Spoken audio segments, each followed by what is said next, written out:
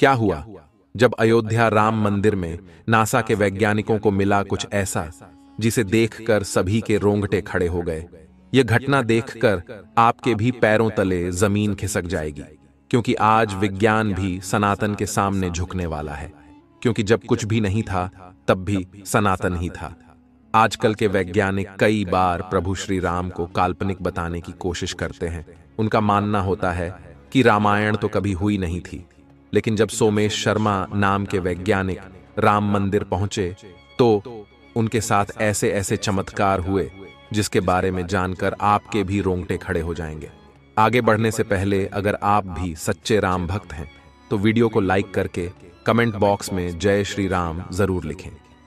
राम मंदिर बनना हम सभी सनातनियों के लिए एक सपना था, और जब 22 जनवरी 2024 को भव्य राम मंदिर का मेन प्राण प्रतिष्ठा का समारोह हुआ तो पूरे देश में खुशी की लहर दौड़ पड़ी। हर कोई झूम रहा था और अपने घर में दिवाली मना रहा था, क्योंकि यह 500 साल के संघर्ष का नतीजा था।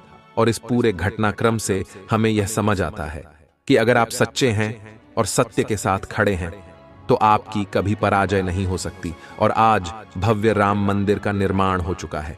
लाखों श्रद्धालु रोजाना राम लल्ला के दर्शन कर रहे हैं।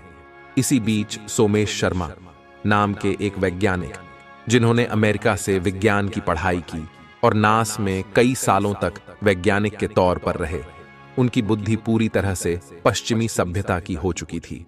वह अपने इष्ट को भूल चुके थे और केवल विज्ञान को ही अपना भगवान मानते थे। उनका ऐसा कहना था कि भगवान होते ही नहीं है, जो भी है केवल विज्ञान है और यह दुनिया विज्ञान के सहारे ही चल रही है।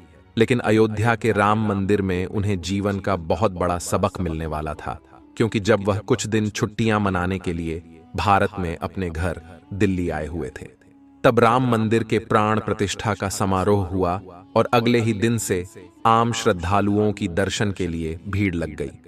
सोमेश जी शर्मा का पूरा परिवार प्रभु श्री राम को बहुत मानता था और नवीन राम मंदिर को देखने के लिए उनके परिवारजन बहुत उत्साहित थे। तो सभी ने आग्रह किया कि एक साथ मिलकर सबको राम मंदिर देखने जाना चाहिए। लेकिन सोमेश जी शर्मा इस बात से राजी नहीं थे, लेकिन बच्चों के कहने पर वे राजी हो गए।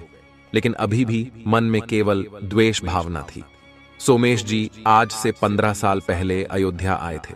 उस समय अयोध्या फैजाबाद कहलाती थी और यहाँ की स्थिति बहुत खराब थी।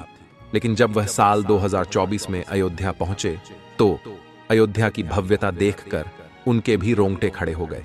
जगह जगह स्वच्छता फैली हुई थी। जगह जगह पर भगवान श्री राम और रामायण से संबंधित कलाकृतियां बनी हुई थीं। चाहे स्टेशन हो या एयरपोर्ट, सब कुछ भगवा रंग में रंगा हुआ था। ऐसा लग रहा था प्रभु श्री राम का यह मंदिर अपने साथ अयोध्या का विकास भी लेकर आया है। लेकिन सोमेश जी तो अपने विज्ञान को लेकर बैठे हुए थे। वह राम लल्ला की उस मूर्ति को केवल एक पत्थर की मूर्त मानते थे। लेकिन कहते हैं न, जब कोई भक्त अपने भगवान को नहीं मानता तो उसे सही रास्ते पर लाने का काम भी भगवान ही करते हैं। जब सोमेश जी शर्मा ने देखा कि राम मंदिर के अंदर जाने के लिए हजारों श्रद्धालुओं की भीड़ है तो उन्होंने अपने परिवार को आगे कर दिया और खुद पीछे लौट रहे थे। लेकिन उनका परिवार नहीं माना और उन्हें जबरदस्ती राम मंदिर की लाइन में लगाया। जैसे राम मंदिर में आगे बढ़ रहे थे, भक्तों की प्रभु श्री राम के प्रति आस्था देखकर वह काफी हैरान थे, क्योंकि लोगों के अंदर अपने आराध्य की वजह से हिम्मत थी, जीवन में कुछ कर दिखाने की प्रेरणा थी। लेकिन अभी भी वह विज्ञान पर ही टिके हुए थे, क्योंकि वह एक नासा के वैज्ञानिक थे।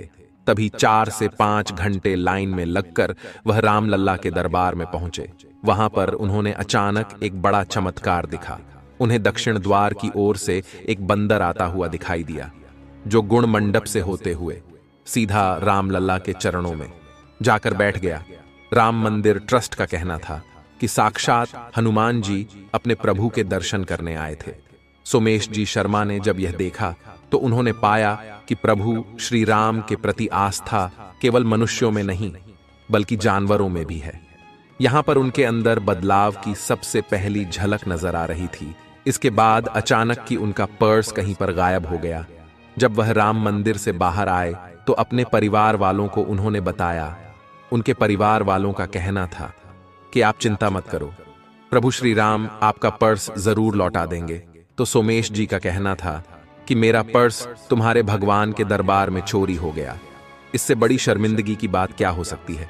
लेकिन उनकी एक बेटी ने कहा कि कल मैंने आपके पर्स के अंदर एक छोटी सी हनुमान चालीसा रख दी थी।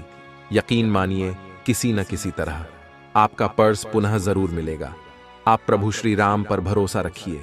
फिर सभी लोग इंतजार करने लगे और इधर उधर पर्स को ढूंढने लगे। तभी वहां पर एक और बड़ा चमत्कार हुआ। वही बंदर जो दक्षिण द्वार से गर्भगृह में गया था, वह सोमेश जी का पर्स हाथ में लिए हुए दिखाई दिया। इसके बाद उन्होंने उसे बंदर को एक केला दिया और उसने उनका पर्स लौटा दिया। सभी लोगों इसे प्रभु श्री राम का चमत्कार मान रहे थे। सोमेश जी भी हैरान थे, लेकिन अभी भी विज्ञान उनके ऊपर हावी था।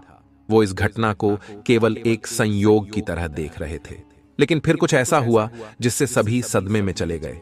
अचानक उस परिवार की छोटी बच्ची आराध्या कहीं गायब हो गई। उस समय वहां भीड़ का काफी माहौल था, जिस वजह से अचानक वह कहीं गुम हो गई। सभी लोगों से ढूंढ रहे थे, लेकिन उसका कोई पता नहीं लग पा रहा था। कई घंटों तक उसकी खोजबीन जारी रखी। पुलिस को भी उसके बारे में बताया गया, लेकिन सब थक हार चुके थे। सोमेश जी उस बच्ची से बहुत प्यार करते थे।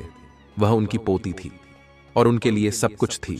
जब कई प्रयास करने के बावजूद भी आराध्या नहीं मिली, तो उनका पूरा परिवार प्रभु श्री राम से विनती करने लगा। तो सोमेश जी भी पिघल गए।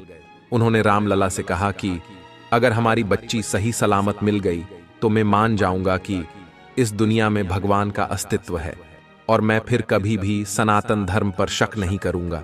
जिसके 15 मिनट बाद फिर एक चमत्कार हुआ, जिसमें वही बंदर उस बच्ची की चप्पल के साथ दिखाई दिया। सभी लोगों ने देखा कि यह तो आराध्या की चप्पल है, तो सब उस बंदर का पीछा करने लगे। तकरीबन आधा किलोमीटर दूर उसने वह चप्पल एक रेस्टोरेंट के बाहर जाकर छोड़ दी।